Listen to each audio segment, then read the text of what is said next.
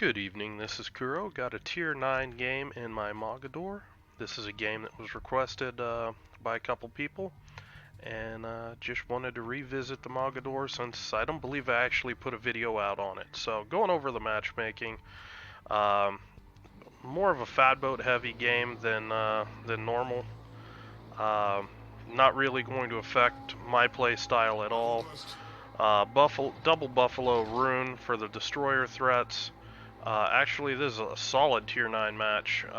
Double Fletcher, Mogador, and Udaloy make up the enemy DD threats. Now, I played a game in my Kleber using a more ambush style build with max concealment, and figured I would give you guys a video of the complete reverse, and that is guns, guns, guns, baby. Basically dropping Demo Expert, picking up Demo Expert, and when I have the additional point incoming fire alert, I'll go ahead and link the build below so you can get an idea of what I was using for this build. General play style is kind of like a Russian boat with decent torps. Basically, I'm pushing up here. Actually, this is a bit of a misplay. I'm pushing in here too aggressive. So I'm going to start rectifying that, turning out, and there's the misplay. Getting detected before I can see all the cruisers. And I see a Mogador. And I'm just going to throw some torpedoes out here because I'm not really looking to pick a fight with the guy. Was hoping that somebody on my team would shoot him. That didn't happen. And the Izumo gets basically a last minute shot off on me that actually does a decent chunk on me, and not gonna stand for that.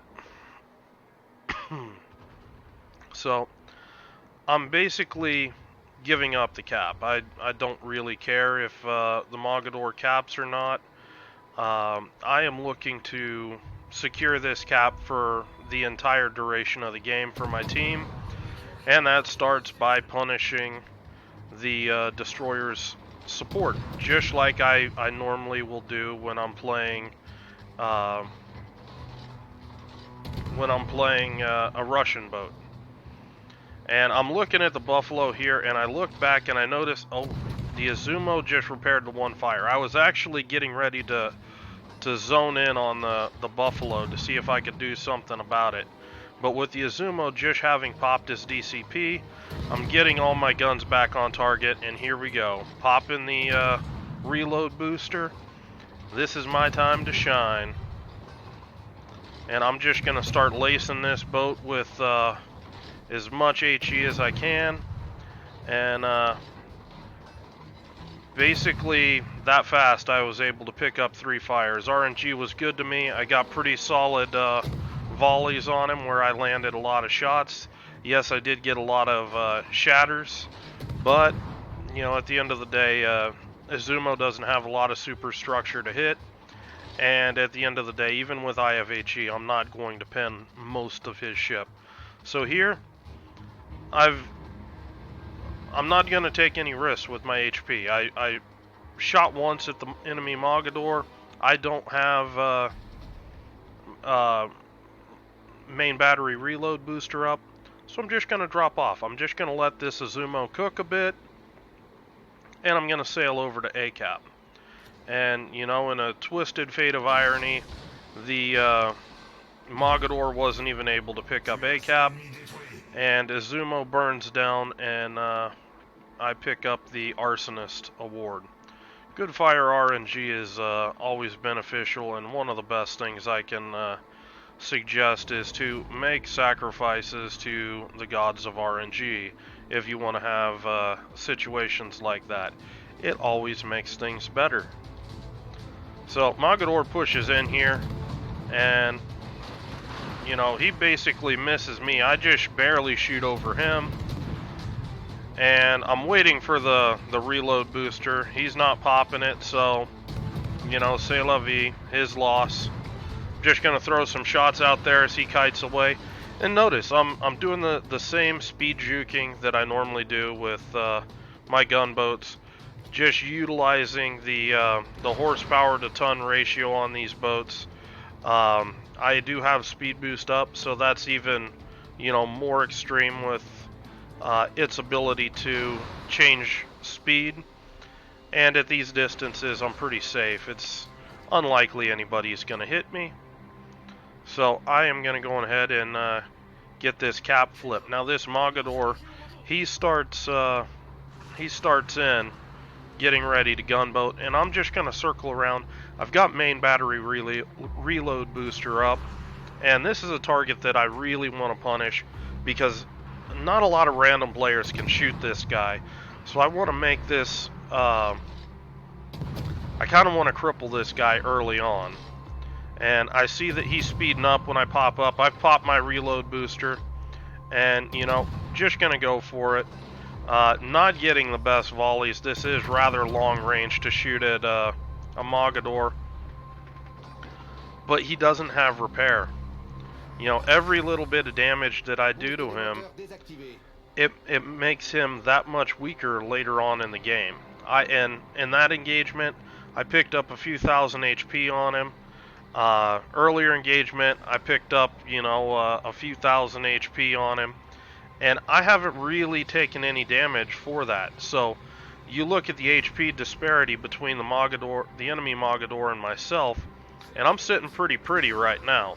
So I'm making the decision that I'm going to push up here and see if I can put even more pressure on this Mogador and get rid of him. And the Mogador, he is running a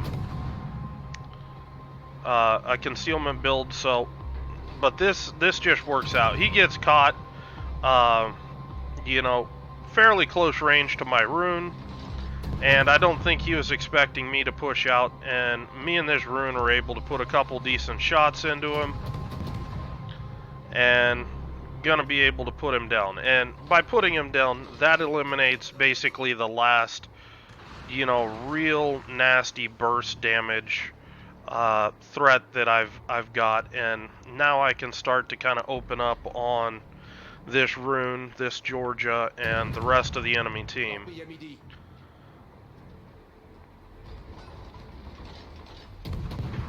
Now this is where IFHE comes into its own. This rune is actually a fairly hard target for destroyers to shoot at most of the time, unless they've got IFHE. And with IFHE on these guns, you're gonna lay into this guy. Popping my speed boost, just trying to make myself hard to hit. This is actually a bit of a misplay. I'm giving too much broadside to this rune and to the Georgia, and I'm gonna trade too much HP here. You see how broadside I am there? I shouldn't be. I should be angled like this. And that's much more effective at mitigating damage that way than I would be, broadside.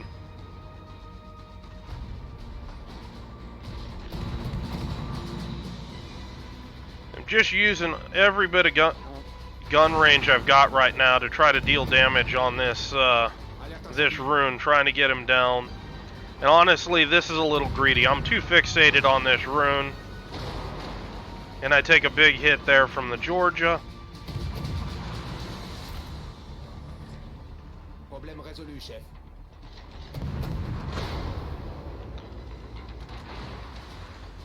So with that, the rune's leaving my gun range.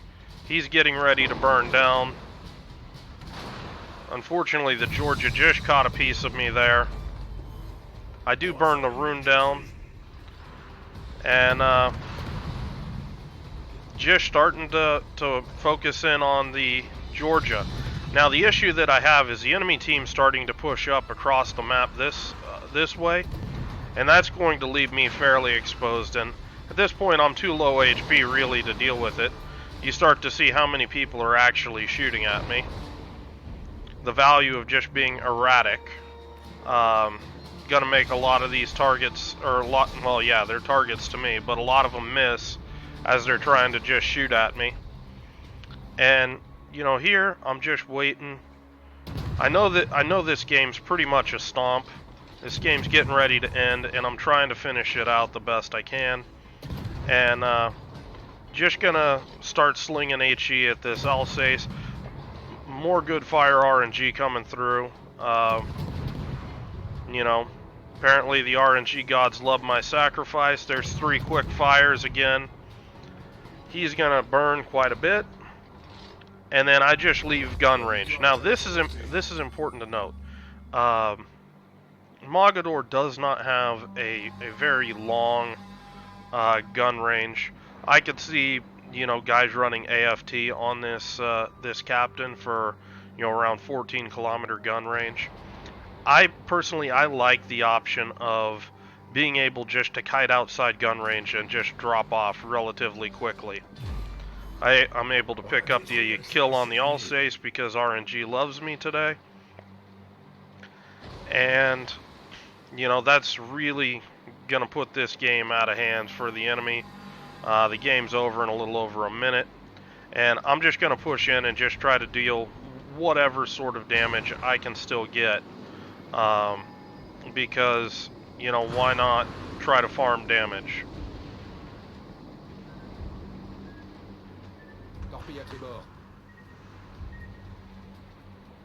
Got Fletcher torpedoes.